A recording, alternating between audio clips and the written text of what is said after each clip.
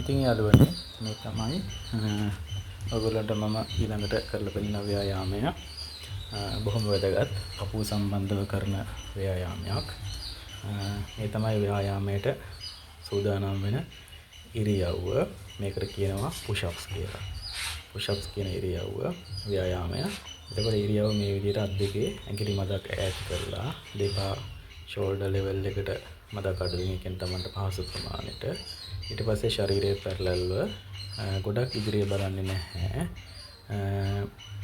එතකොට තමන්ගේ ඇස් මට්ටමින් විතරයි තමන් ඉදිරිය බලන්නේ. ශරීරය පොළොවට පැරලල් විදිහටම තියෙන්න ඕනේ. ඒ වගේම වෙලෙමිට දෙකෙන් දිගහැරලා. ඔන්න හුස්මක් ගන්න ගමන් හිමීට පහතට යනවා. එතකොට පපුව නිකට දණෙහි බිම ගෑවි නොගෑවි පහළට යන්න ඕනේ. ගිහිල්ලා මේ ආකාරයට ඉහළට ආවට පස්සේ වෙලෙමිට දෙකෙන් ලොක් වෙන්න ඕනේ. ඔන්න හුස්ම ගන්න ගමන් පහළට ගියා. හුස්ම පිට කරන ගමන් ඉහළට ආවා. මේක තමයි push ups කියන ව්‍යායාමය. ඊට පස්සේ මේ ව්‍යායාමයේ ශරීරයේ පැරලල් විදිහට ඒ කියන්නේ පොළොවට ලම්බකව තියෙන විදිහට ඔන්න බලන්න මම පෙන්නනවා.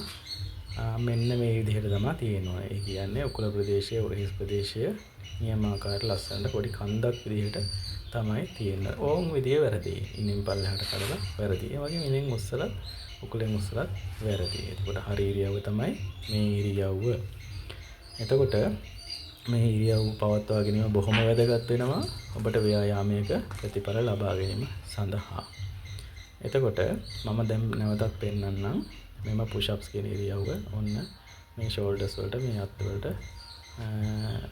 හරියට ව්‍යායාමය කරගන්න ඕනේ. ඒ කියන්නේ push ups කියන ව්‍යායාමයේ ප්‍රධානම පරමාර්ථය තමයි පපුවට ව්‍යායාම කිරීම.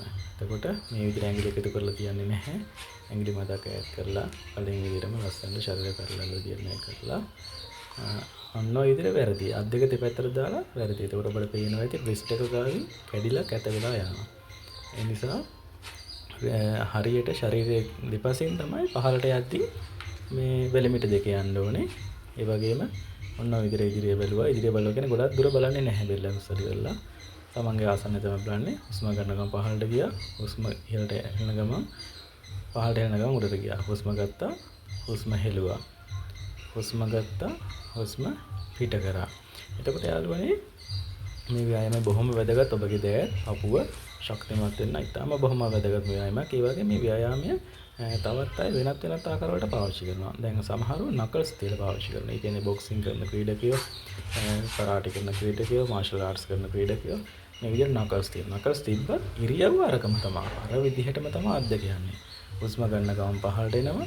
හුස්ම පිට කරන ගමන් ඉහළට ශරීරය ඔසවනවා. අර විදිහටම තමයි ශරීරය පැරලල් විදිහට යන්නේ. ඊට පස්සේ තවත් සමහර අය ෆින්ගර්ස් තියනවා. එහෙම නැත්නම් ඇඟිලි තුඩු තියනවා. මේක නම් බොහොම පරිස්සමින් කරන ඕන ව්‍යායාමයක්. ඔබගේ ඇඟිලි ශක්තිමත් නැත්නම් පරිස්සමට කරන්න ඕනේ. මොකද ඇඟිලි වලට හානියක් වෙන්න පුළුවන්. අර විදිහම තමයි.